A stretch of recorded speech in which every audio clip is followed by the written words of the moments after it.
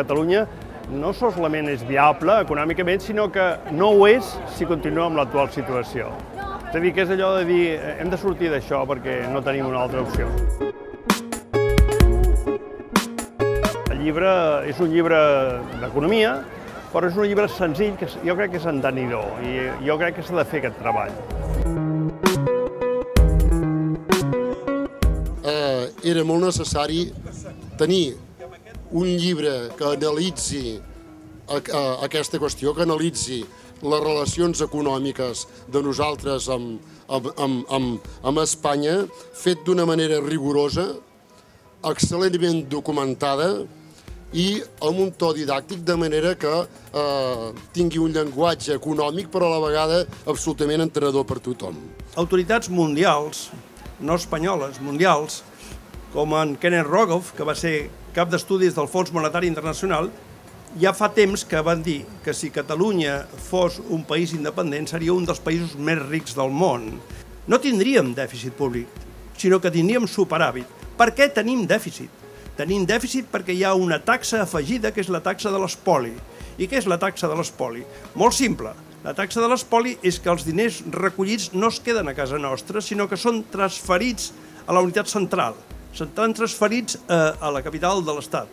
I després ens tornen al sobre. Però quan ens tornen al sobre, com explica molt bé la Núria Bosch, catedràtica d'Hisenda Pública de la Universitat de Barcelona, quan ens tornen al sobre, resulta que de cada euro que ens tornen, 45 cèntims no tornen. I aquí està el problema. I ens trobem en la situació actual. Ens trobem en una empresa-nació, com és Catalunya, que està descapitalitzada i que podria arribar a fer fallida per culpa d'aquesta constant tassa d'espoli. La solidaritat és un producte que té fitxa de caducitat, perquè si no la té, el que fa és inhibir a un col·lectiu perquè es mogui, perquè realment es preocupi per la seva situació personal.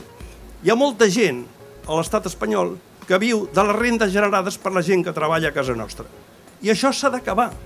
La història de Catalunya s'ha fet, un país sense recursos naturals, s'ha fet per l'esforç de generacions i generacions. I això ha de continuar. No podem quedar-nos aquí parats. Hem de continuar per aquesta via i recuperar els valors que el gran Ferrater Mora posava sobre la taula i recordava.